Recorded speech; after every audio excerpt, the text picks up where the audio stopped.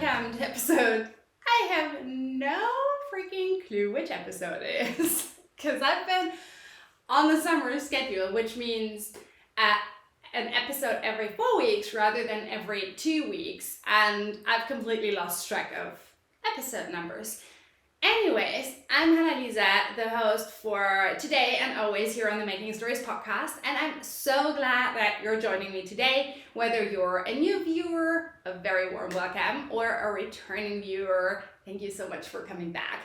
I can't wait to chat with you today. There's like lots on my list of things that's like on the floor here that I want to talk about and show you. Some really exciting things that you haven't seen that have progressed quite a bit over the last weeks. And then I also want to share a little bit of what's happening here at Making Stories and with a bit of shop news. So grab a cup of coffee or like an ice cold lemonade or something. Ice cold water with like a bit of mint something would be really nice right now. I'm recording this at 9:45 in the morning here in Berlin. We had an early start today. Oren is like, yay, let's go to daycare at the moment. I'm like, all for it, let's go, let's get you out the door. So I dropped him off at 7:45. If you're new here, Oren is our almost 4-year-old kid. And so I dropped him off at 7:45 in the morning, and like when I biked to the daycare, I was like, oh, this is really nice. We had a big thunderstorm come through last night, and it was like the rain was amazing. It washed all of the dust out of the air. It's like so nice and fresh air. Then I went to the yarn cave to package up orders, and an hour later when I biked home, I was like, ooh, humid. So I think we're gonna have a really, really hot and really humid day here today. So I'm quite glad that I'm recording this pretty early, so that I'm just like a half sweaty mess, because I sweat. TMI maybe, but that's what I do. So yeah, anyways, clearly I'm in a talkative mood today. I hope that the text settings all work out fine. And like if I'm looking over there, like I do right now, it's because I want to check on my laptop. I should maybe just set up a little bit more over here so that it doesn't look as weird. Okay, that's better.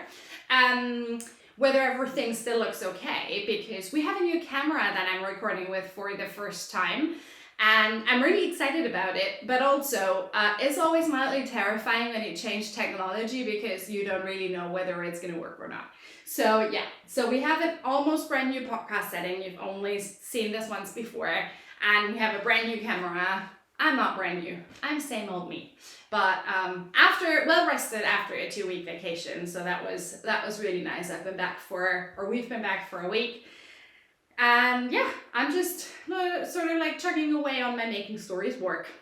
So what I want to talk about first today is all of the knitting. So as I said, we were on a 2-week vacation, which was really lovely. The first week we went to the Baltic Sea, and last year's summer vacation was pretty intense, and we were not quite sure whether we would have like a relaxed summer vacation, whether that's actually possible when you have a pretty young child. So I was like, I'm not expecting to be well rested after the vacation. I was so well rested. We went to a family hotel. There was a pool. There was like an outdoor pool and an indoor pool. There was a playground right next to the pool. Or I made friends. I was just sitting there knitting for hours at the pool. And Oren was playing, and I was like, what is this life? Is this real? I take it. I was like, great. Because it's such a cliche that everyone tells you before you become a parent, or not everyone, but like we heard this quite a lot. It's like, everything's just a phase, and when you're going through the shitty first year, everything's just a phase, and you're like, yeah, but I'm not sleeping, and I hate this, so what? Not everyone's experience of motherhood, mine personal. I didn't hate everything, but some parts were really tough. So yeah, I was like, I'm riding this phase. My kid is playing and happy and playing pirates and whatnot, and I'm just sitting here knitting away. So I got quite a lot of knitting done. The first FO is actually one that I finished on that vacation in 5 days, and I don't have it to show you because I've gifted it already. But what I did was I took a picture every day before I started knitting of the progress, and I'm going to insert them here just because I thought it was fun, you know, to show you kind of like how it progressed. You might remember that I knit a marled winter sweater for Orin last year. So it was a blue and white marl out of a fabulous yarn. I mean, you all know how much I love Garthenor's yarns.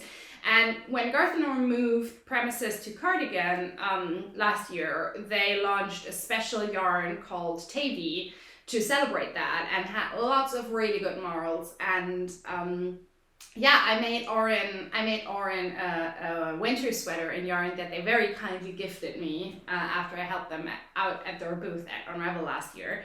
And I had some leftovers.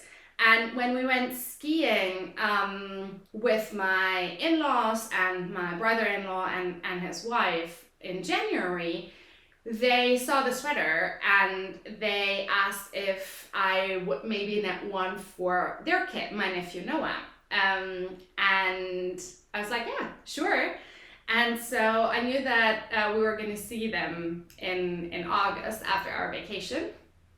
And so I decided, all right, that's my Baltic Sea vacation knitting project, knitting that sweater for my nephew, which I did, and it was super fun. And it was like, a little bit of an exercise in, okay, how do I make this yarn work? Because I only had like a skein and a half of the blue marl left, and then I had some bright blue that I had used for Orin for the contrasting color and cuffs and the hem, and I had some white on the same base, so it was Garthenor's Teifi and Pentland. And what I ended up doing is knitting the body of the sweater in the marl, making the hem, cuffs and neckline in the contrasting blue, and then softly introducing the white in the sleeves. And I think that worked really well. It turned out super, super cute. I used TinCanKnits Flax Light sweater, and I find their sizing, I love the patterns, but I find their sizing to be quite off. I used the same pattern last year for Orin when he was 3, and I knit the size 6 to 8 years, and it still fits him, but it's getting a little bit tight. And so for my nephew, who's 1.5, I made the 2 to 4 year old size, and it fits. And I was like, okay, it's probably going to be a little bit big, so he has some time to grow into it. And it fits. So I think that the sizing is maybe a little bit on the smaller side. So if you want to knit the TinCanKnits Flax Light sweater for kids, make sure that the sizing works. Rather, like, if in doubt, just size up. Or what I did back then for Orin was I just cast on and then took one of his sweaters that fit well, with a little bit of room to grow, and just put the new sweater next to it just to see, or like on top of it, just to see which size would be good. So yeah. So anyways, it was perfect vacation project. I love the yarn. I love the finished object. He wore it already when we saw them in August. So I was like, yay, very happy. Yeah, I only kind of wish that I had made it a little bit bigger, but yeah. It is what it is. Then I just get to knit him another one. So yeah. My second FO is, let me just really quickly check that I am actually in fact recording. Yes, I am. Sorry, I was like just a bit paranoid there. My second FO is one that hasn't made an appearance on the podcast in a really, really long time. I usually don't have a lot of whips that are works in progress that are lying around.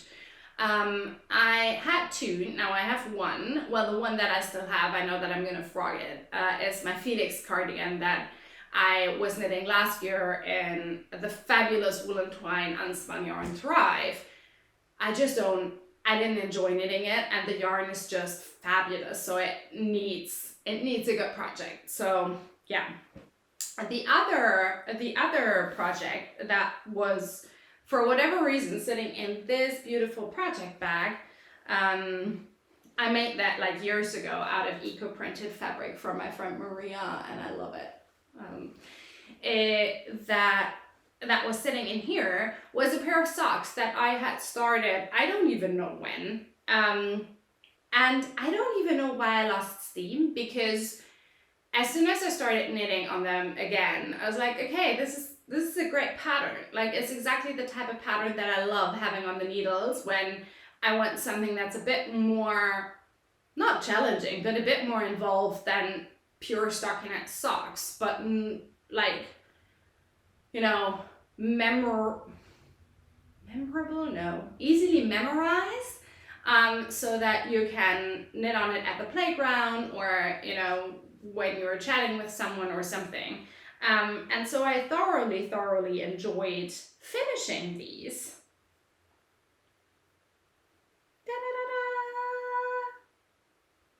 I'm going to put them on sock blockers, but while I do that, so that you can see them, I'm going to talk about the pattern, because the pattern is fabulous. It's by Marceline Smith, who you might know as Hey Brownberry.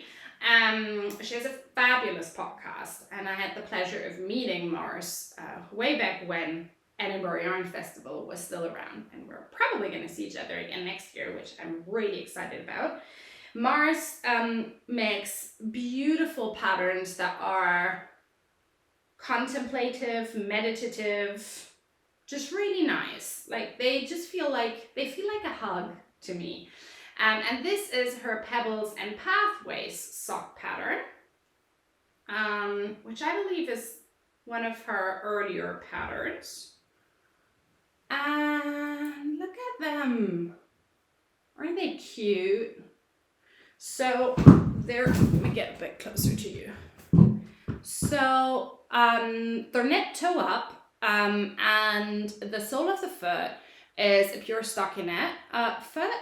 And then you have these cute little cables running up the side of the foot, and there's a garter panel in between. And you also have these really nice twisted stitch columns. Sorry, the autofocus is a little bit off right now. You have these twisted stitch columns in the middle that separate the leg, the back from the front.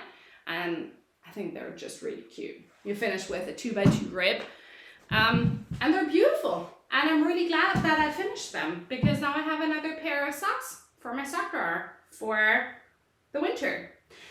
They also have a Fleegle heel, which is one of my favorite heel constructions, because it has a gusset, as you can see. It has a gusset, but it's not. What's going on with the autofocus? All right. First tech thing that I need to look at. So it has a gusset, but also it doesn't have a traditional heel flap.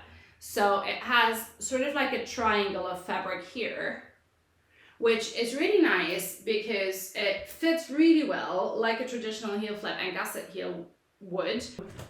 The camera's overheating. We had that. We're gonna try and keep recording. We already had that earlier in the summer when it was so warm, so we'll see how it goes. So yeah, Fleegle heel, really good because it doesn't have a lot of excess fabric around the heel, and it still fits for high instep feet like I have. So Mars Smith's Pebbles and Pathways socks, highly recommend them. And the yarn that I used here is a really old stash yarn from my very first Edinburgh Yarn Festival. Eat Cottage Yarns Sun Superwash sock yarn. I have no idea. I don't have the tag anymore. I don't know the colorway. It's beautiful. Not something that I would buy anymore, but I started those socks in this yarn, and that's the thing, you know, with with yarns that you have in your stash that you maybe wouldn't buy anymore because maybe you don't want to use superwash yarn anymore, or maybe, you know, like for whatever reason, I still think those yarns deserve to be loved and used up, no matter whether that's by you. Like just because you're like, okay, I learned that superwash is actually a pretty harmful process, you know, it doesn't negate the fact that there are a skein sitting in your stash that's been superwash treated, and I think it's better if that skein and yarn is used than then it's just sitting there in the stash. So that's my approach to, you know, stash yarns that I maybe wouldn't buy now. Like I still knit them, and if there's something that I don't like and I know that I wouldn't want to knit with it, then I just, you know, look for someone who would. So yeah, that is that. Those are my 2 FOs. Then I want to give you a quick update, just a really quick one on the green socks that you saw in the last episode. All right, I have a lot of editing work to do with this one. Okay, so I just wanted to give you a quick update on the vanilla sock that I showed you last time. So this is Black Isle Yarns Killen sock, an 80% Blueface Leicester, 20% mohair, all natural sock yarn that I picked up at Unravel in February from Julie, who naturally dyes it. I just wanted to quickly show you I have a couple more centimeters to go before I can start the cuff. And last time I had said that I'm knitting my not so vanilla socks with the Fleegle heel that you just saw in the Pebbles and Pathways socks. I got a little over eager and just continued knitting and knitting and knitting away on my mini circulars through the fur, and at some point I was like, ooh, I wonder if I should maybe start the gusset increases soon. And with the Fleegle heel, you start the gusset increases quite early. And so I was like, oops, I think I would have had to rip back like 3 centimeters, 3.5, which is 1.5 inches. I was like, nope, not doing that. So I continued on and changed plans, and now they're becoming an afterthought heel sock with a mini gusset. Because that's what you do. So yeah, quick update on these socks. And then I want to show you the work in progress that you have not seen yet, but that I've worked on a lot, especially during this last week and a half.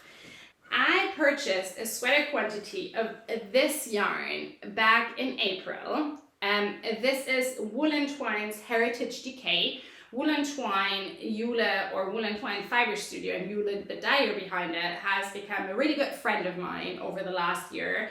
And she is not only a fabulous natural dyer, but she's also really, really good at sourcing and then curating limited edition yarns. And this was a yarn that she launched in the spring. I think she still has a tiny bit available of it. And I know that there's a similar one coming at some point later this year. So if you like what I'm about to show you, keep your eyes on that. Maybe subscribe to Eula's newsletter. This is a Decay weight woolen spun, 80% Scotch mule, 20% Swedish fine wool, and it was sourced, the fleeces were sourced about 50 kilometers from Eula's studio in Hamburg. And then they were spun in Denmark, like just over the border. So like really, almost like really locally produced, which is one of the things that I love. And it's the undyed, which is this really beautiful heathered beige. And I knew when I purchased this what I wanted to make with it, which is a pattern from our issue 5. The Twisted Vines sweater by Joan Forgione, who also goes under Paper Moon Knits. It's a top-down sweater with a slight V-neck, pretty crop, pretty boxy, and a really, really interesting construction that I had not done or seen before. And I'm gonna show you now. Living in my hide-and hammer bag, as always. Those bags are just the best.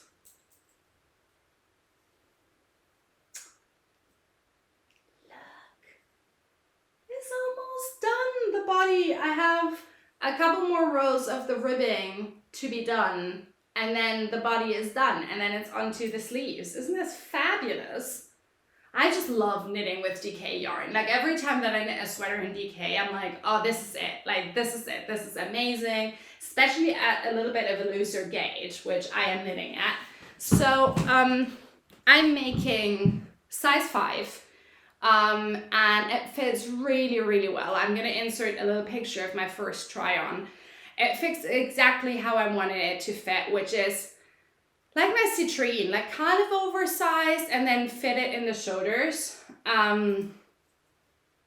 Just look at it. It's gonna be gorgeous when it's done. And here you can see a little bit of the interesting construction.